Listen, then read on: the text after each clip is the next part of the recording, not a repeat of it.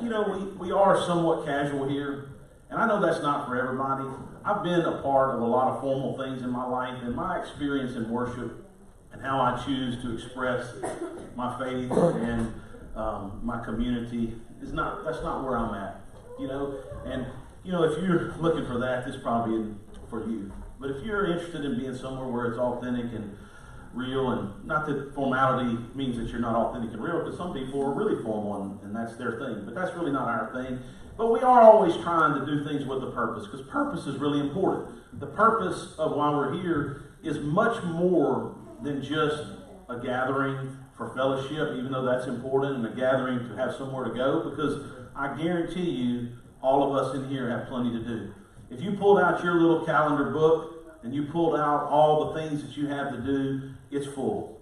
I mean, some of you got to leave the country. Some of you are on a very detailed itinerary, probably every minute, every hour of the day. And so we have to find what is the real larger purpose of why we do this. And so we've been talking over the last several weeks about the fact that we are the church. Not that we just go to church, even though it's appropriate to say we go to church, because this is a building that we've designated for that. And certainly that's okay. But ultimately our goal here is to really embrace the idea that we are literally the church. And we're supposed to live out this mission as some of the analogies the New Testament uses: the body of Christ, the bride of Christ, the people of God. And all of these things are metaphors that help us understand how we're supposed to engage in the world. I've got a little video that I want. Brendan's going to start getting ready. We new on the new computer system, so we're going to give him a break. He's trying to find that. And I wanted you to see this video. This isn't exactly what we're going to be talking about, but this young man in this video, little short clip, kind of finds his purpose. And as we close out our series on the church, today we're going to be looking at really what are the purposes of the church. And I think that this little video will help to kind of get us focused on purpose.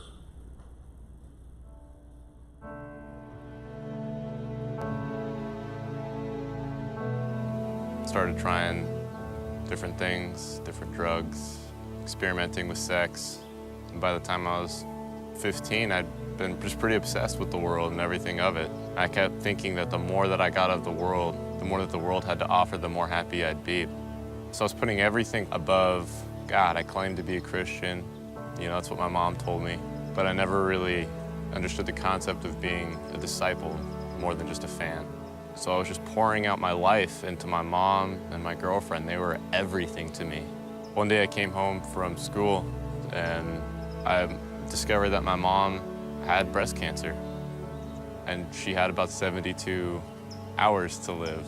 And I sat there for those next 3 days, holding her hand all the way until I felt it get cold and watched her take her last breath. In those last 3 days, I thought about everything that she had taught me, everything that she lived for. And I found that she had that smile on her face as she died, and I watched her go into paradise. I realized that everything that she was living for was worth it. It was real. And from there, I thought, I want to learn more about this God. The following month, my girlfriend had left me. I felt so empty, as the most two important people in my life were just gone. I felt so alone living with my dad sometimes. I felt just alone in my faith. There was no encouragement, no upliftment. Out of nowhere, my dad asked me to leave. I just started to question why. What's the purpose of all this? And I looked around and I just looked at the nature. I happened to be outside at the time. And I looked at this tree and I thought, wow, I never actually thought about the complexity of it. This tree just popped up out of the ground and just formed this huge structure. It's got life in it. That tree was made by God, and that tree's got a purpose. I thought, how much more valuable am I to God than just a simple tree?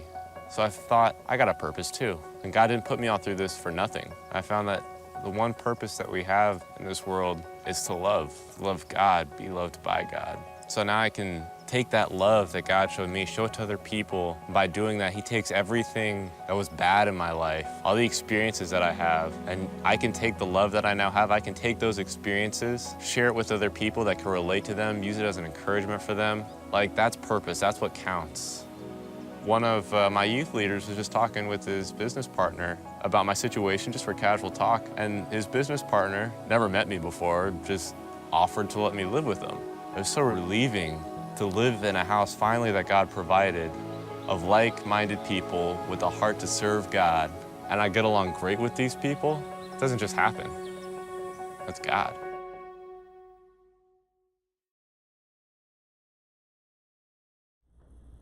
In this story, this young man, Curtis, he's going through a lot of trials and tribulations in his life, and yours may not be exactly like that, but we all do face challenges and struggles and trials. And he has this moment of self-awareness when he, has seen a tree 100,000 times in his life, and he sees this tree, and the tree God uses this moment. He says, this tree has a purpose, and I'm way more valuable than a tree, so I got to have a purpose. But listen, I'm here to tell you the church, which is made up of people, is way more valuable than a tree. And it has tremendous purpose. And so as we think about our purpose and our purpose here in the church, I want to just go over a few things with you so that you can be grounded in what the scriptures tell us are the purposes of the church. There are a lot of organizations and things out there that call themselves churches that may not necessarily follow in the scriptural teachings, and we don't ever want to fall into that category. We want to embrace what God says our purpose is as the church. Now, very quickly, this flows out of something we've looked at over the last several weeks, and that is that, love. Curtis talked about and center things on love. Why is that? What is the greatest commandment? The greatest commandment we find in Matthew chapter 22, where Jesus says what? To love the Lord your God with all your heart, all your soul, all your mind. This is the first and greatest commandment. A second is equally important. Love your neighbor as yourself. And we kind of refer to this as the Great Commandment. All right? But there's also another thing we refer to in Matthew called the Great Commission. And it's in Matthew chapter 28, verses 19 and 20. And it's when Jesus is about to leave the earth to what we would today call his ascension, after he's been dead, buried, rised again. He spent some time here on the earth, and then he is ascended into heaven. And he tells his followers there, go and make disciples of all the nations, baptizing them in the name of the Father and the Son and the Holy Spirit. Teach these new disciples to obey all the commands I have given you, and be sure of this, I am with you always, even to the end of the age. And so in this greatest commandment and in this great commission, we see the emergence of what we today call the church, which was Jewish primarily then, and ultimately has some Gentiles, and all throughout history leads us to today. And so we see from the New Testament that there are generally speaking 5 functions or purposes of the church. If you have your bulletin, you want to write these down, you can. But I want to make a very bold statement. If what we're doing as a church does not fit into one of these categories, we should not be doing it. Now, there's a lot of other really good things to do. But I will say, I don't have time to worry about doing all those things. I have plenty of time to do a lot of other things that I really like to do that I don't have time to get to now. So when we come together, the purpose of our gatherings, the purpose of our giving, the purpose of everything are these functions, and so we want to ground ourselves in that. And we see this demonstrated in Acts chapter 2, verse 42 through 47. And I want to read this to you. This is after Jesus has ascended, and the disciples are in a little bit of it's a big word for some of you, a conundrum, right? Worried about what to do. I mean, things have changed. And Peter has this wonderful sermon. About 3,000 people come to know Christ and are baptized. And we have this little glorious era of the church where things are happening. And we see read here, and all the believers devoted themselves to the apostles' teachings and to fellowship and to sharing in meals and to prayer. A deep sense of awe came over them all, and the apostles performed many miraculous signs and wonders. And all the believers met together in one place and shared everything they had. They sold their property and possessions and shared the money with those in need. They worshiped together at the temple each day, met in homes for the Lord's Supper, and shared their meals with great joy and generosity, all the while praising God and enjoying the goodwill of the people. And each day the Lord added to their fellowship those who were being saved. So in Acts chapter 2, verse 42, we see this picture of a very successful church. And in that, along with this great command, great commission, we see 5 functions that we need to look at. And the first one that we want to talk about is worship. You realize that a huge part of what we do is to come together and worship God. Now, in our modern era, we've somewhat shortchanged ourselves. When we think of worshiping God, we automatically think of what? we usually think of music, or we think of, something that's religious in nature, and that's not always the case. Our worship is our life. In Romans chapter 12, therefore, we're supposed to live in our bodies as living sacrifices. This is our form of worship. So to be a Christian and to really worship God, we're supposed to live our lives in sacrifice to God. But our function is to worship. That's a huge part of what we do, is worship God. We worship Him in many ways. We do worship Him through songs. Sometimes music moves us, and that's not just a religious thing, right? I mean, look, hundreds of thousands of people go to stadiums because music moves them. Music is a medium that moves people, and it brings us back to other climes. Sometimes you listen to a song, right, and it does what? It brings you back to a different era. It leaves you with a sense of a feeling, those types of things. And so music is a huge part of our worship. But it's not just music. It's prayer. It's the disciplines, all the things that we do. But one of our purposes and our functions as a church is to worship God. Let me ask you this. Are you really worshiping God in your life? Is your commitment to be at worship, to worship on a daily basis, to engage in spiritual disciplines, is that something that you could say, hey, I'm proud of where I stand in my capacity there? But that's one of our functions. Another part of our function is service, our ministry.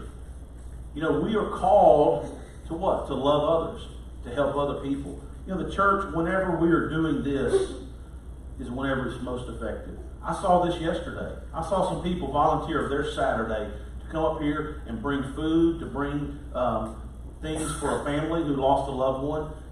Blaine came to me and said, man, I just can't believe just how much the church has done. And I didn't feel like we had even really done anything out of the ordinary. It's just so awesome. They sent flowers to the hospital, opened up the church, no charge, all this kind of stuff. And so we were truly ministering to those who are around us. So many of you do that every day. We do that here at Pineville Christian. And look, we're supposed to do that together. Individually, we're supposed to be doing this every day. And then collectively, we're supposed to be doing it when we come together. And sometimes that happens in a small group, sometimes it happens as a large group, and sometimes it happens individually. But listen, that's one of the purposes for you being in the church, is to minister and to help other people. So that whenever you go through a difficult time, someone's there to minister to you. One of the things that I never forget, one of the guys who used to lead worship here, and most of you know, a good friend of mine, Mitch. Mitch used to be up here during the week. And every Friday, people come to hear, we used to call it Gas Money Friday, all right? Every Friday, the same group of people are always coming around trying to need gas money, or they have some sort of need. And, I'm always struggle because, man, what if somebody really is in need? And so we've tried different things over the course of time to have food for them or whatever. But to the vast majority of people who come with this, you call them, they've been down to like 6 other churches, they're trying to get something or whatever. And Mitch, one day, those of you know him, know how he is. It was awesome. I mean, I could never do this just because I'm just not that way. But one guy comes in, and this guy's been here like 4 or 5 times. And so Mitch said, look, brother, if you need some gas money, you probably ought not be driving around burning what little bit of gas you got left going around trying to get it. If you want to get there and use the phone and call, but I don't think you're doing that. The guy's like, and he kind of felt on the spot. And then Mitch said something, and this is the whole point of this. He said, man, do you go to church anywhere? He said, no, I ain't really going to church. I don't go to church. I read my Bible every day. And of course, they got the whole long list of all the spiritual things that they do, but they don't ever go to church. And Mitch said this. He said, man, when you get through this little step, if we can help you, and we can get off a little help, you ought to find a church. Because if you had a church that you went to, guess what? You wouldn't have to be going randomly on the street to getting help like this. That your church would be able to help you. That always stuck with me. Part of the reason that we come to church is so that we can be a help to others and that other people can help us to serve and to minister. And we do that every day, right? We do that when we engage in things like the Band of Brothers of Christ. Look, you think Todd doesn't have anything else to do on a Saturday? No, he could have a lot of things to do, but he and Dustin Puckett decided, look, man, we want to do this to raise up this young generation and go over this with them. Look, you think that it wouldn't be easier just to come to church instead of give one Sunday every 4 or 5 weeks to go downstairs and work with the kids and serve them. Look, I promise you, it's high energy down there. That's not relaxing. There ain't nothing relaxing about what goes on down there. I can tell you. Or to work with the nursery, or to make it a little bit early to practice. No, I mean, everything that we do that matters costs us something to serve other people. And that's what we're called to do. And when we struggle, and we will, because we're human, right? I mean, nobody wants to sacrifice all the time. We'll come up with all the thousands of reasons. Well, I'm too busy, blah, blah, blah. Look, what helps me is I just remember that. Wow. I mean, all my little sacrifices really just pale away when you think about what Jesus did for me. And so it's very easy to look at what you do and you start comparing yourself to what other people are doing to serve. And man, you might look pretty good. I mean, you check the box, you do this. Well, I do way more than anybody else up there. But then you think about what the real measurement stick for what you do is not other people. It's what Christ has equipped you to be capable to do. You're not racing against them. No, you're trying to become all He wants you to be in service and in ministry. Third function, discipleship. You know, this is the part where we're teaching, we're learning, we're understanding, where we're mentoring. You know, part of our activities every week are that. We're supposed to engage our minds. We're supposed to engage our hearts to learn how to be a better follower of Jesus Christ. Look, that's what Acts here is doing. They're coming together. They're listening to the apostles' teachings. They're reading. They're praying. They're learning, all to become more of who Christ wants them to be. Listen, you don't just get baptized and then have it all figured out. I mean, look at the life of the apostles. I mean, these guys were with Jesus pretty much every day for years, 3 years. They saw Him walk on water. They saw Him do miraculous things. Some of them, Peter went and saw really the glory of God revealed at Transfiguration. All right? They saw amazing things, but yet they even still struggled. I mean, at the very end, in Jesus' greatest moment of need, what did Peter do? He fell down. He dropped the ball. He denied Him. So don't think that just because you come to church one time or that you were baptized that you're going to have this whole being a Jesus follower deal figured out. You're not. I'm just telling you. And if you think you do, that's even more reason for you to be concerned, because you don't. Because it's a process of discipleship that takes ultimately a lifetime to continue learning, understanding. And then when you know it, guess what? Just because you know it, I mean, I know a lot of stuff I don't do. I know I shouldn't eat some of the things that I eat. I know that I should do some of the things that I don't do, but that doesn't mean I'm doing them, right? So we got to have knowledge, then we got to have application, and all of these things are a part of the process of discipleship. Fourth function, fellowship. You know, and that's the one we really like, right? We love to get together. We love to eat. We like to have our direct connect where we have good food and we go down there and visit. And all this is really good stuff, right? Good things to fellowship. But listen, sometimes we're supposed to fellowship on a little bit deeper level. It's so easy, right, to get together and talk about the weather, or to get together and talk about the Saints game, or talk about the latest whatever. But sometimes it's a little bit more challenging, right, to kind of go a little deeper, and let's talk about what God's doing, and truly fellowship on a level beyond just the surface. But that's what we're called to do. In your life, I think about my own life. I'm a fairly energetic, outgoing person. I know a lot of people. I joke around with John. I go to office. I have all these offices of people that I know and I go to. And I go there to drink coffee. Unfortunately, they normally may have a pastry or something like that, and all contributing to my failures in some regards. But I go around and I talk to people, and it's always easy to just talk about generic stuff, right? You know, talk about hunting or fishing or all these other things. Maybe we need to really consider our purpose is to take our fellowship with other people to a little bit deeper level. Maybe where we start initiating the opportunity to talk about stuff that matters. You know, certainly when we get to know people, we're talking about the surface things, but how many people live their life and they never really go to what really matters? You know, I told this story yesterday. Miss Cheryl Buchanan, I didn't know her real well. She came periodically when Blaine was here with his daughter, and he only has his daughter every other week, so he's normally only here every other week. But she's just a tremendous lady in terms of humble and kind, always said nice, kind things. Well, as she got really sick with pancreatic cancer and started going down, she lost down to like 70 pounds. She was in the hospital. And so Blaine and Ashley wanted me to go and talk with her because they were real concerned about, her faith and, did she know Christ and all those things like that. And so I went to have a conversation with her. And that's a challenging conversation if you've ever, part of my role, but, it's, especially when it's somebody who doesn't talk a whole lot. So I go to visit her at the hospital, and by really divine appointment, everybody else is out. And I end up with an hour and a half to talk to Miss Cheryl. And over the course of that conversation, we had some really meaningful discussion. And the thing that was so interesting to me is she said, if I have a regret, it's that I can't really talk about my faith. She was raised as a Christian. She was baptized. She went to Vacation Bible School and to Sunday school. And she really did live a very Christian life in the terms of her love and sacrifice and all those things like that, which are really the most important thing. But what struck me is that she, in her own words, said she was a quiet person, and she said that a lot of the other people in her life were so outspoken and so outgoing, and so she just felt intimidated and didn't know how to articulate her faith. And so as a result, she was, some people felt like maybe that they would know, but she wanted me to know that she was prepared. And I thought about that, and I was like, I wonder how many people in life are hesitant and really wish that they could take the next step and engage in something more important than just the everyday.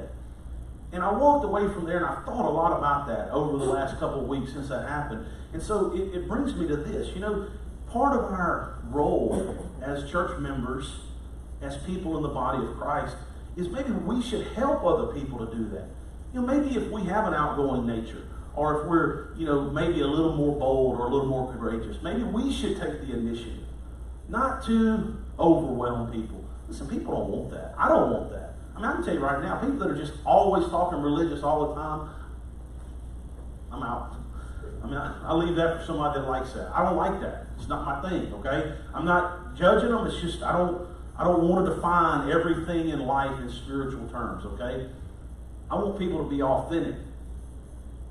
And I want to try to engage people in more authentic ways. Listen, I want to challenge you. Try to engage people in something authentic. Don't just live life on the surface in fellowship. Take it to the next level. Maybe something as simple as, hey, can I pray for you? Can I put you on the prayer list at church? Is there anything that I can do to help? Something like that takes it beyond just surface. And I believe that our fellowship, if we're able to do that, will become much more powerful. And the fifth and final one is evangelism. Evangelism is really what? Where we're telling other people about this faith that we have in Christ. Now, if you'll notice, all of these things tie together, right? They're not mutually exclusive items.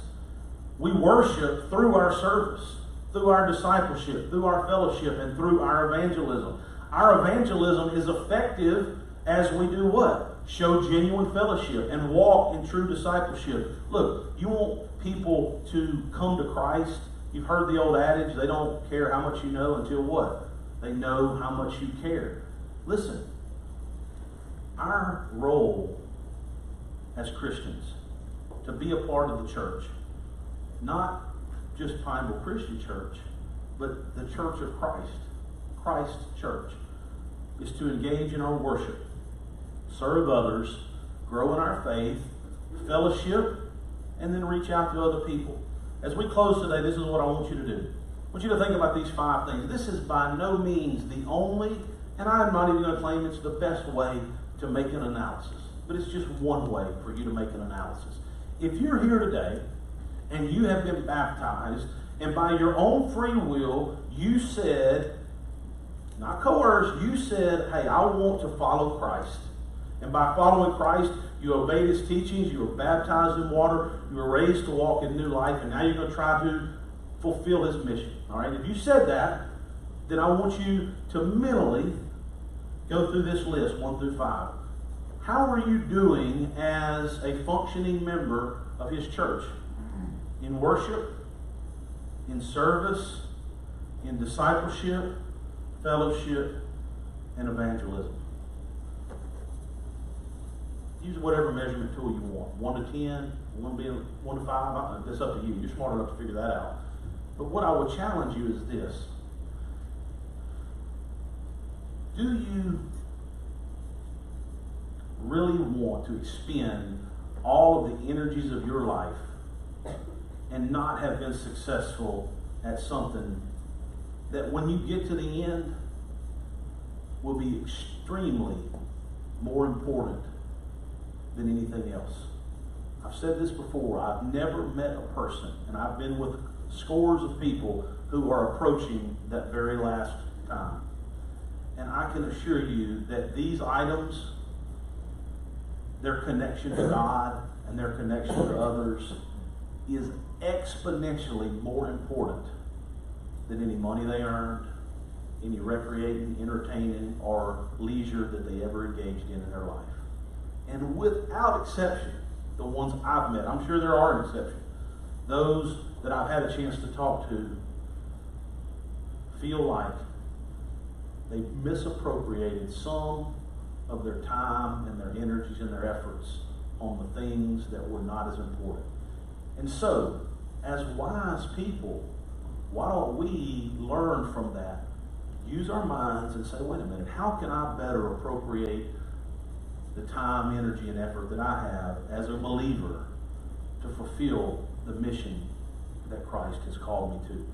Not because of any credit I'll get, but simply because the man on the cross called us to do it. If you're here today and you've never made a decision to follow Christ, I want to invite you to think very seriously about that decision. That is a decision that is the most important thing that will ever happen in your life, and one that you should not make lightly. I would be glad to talk with you about that decision, or to engage in some conversation, get you some reading materials, or lead you into a place where you can make a good decision there. Don't put it off, and don't just procrastinate and let it go away. If it's on the forefront of your mind, do something with it. Engage and act. Let's pray together. God, we thank you so much for this day, for the opportunity to be here again. We are so grateful that you allowed us to be a part of your church. Certainly, we don't deserve it. Certainly, our thoughts and our actions and our inactions are nothing like what they should be. And they're nothing like Christ. But you know all of these failures and faults that we have, and you have chosen to forgive us. And I pray, Lord, that this act of love and forgiveness that you are showing us would lead us to show towards others.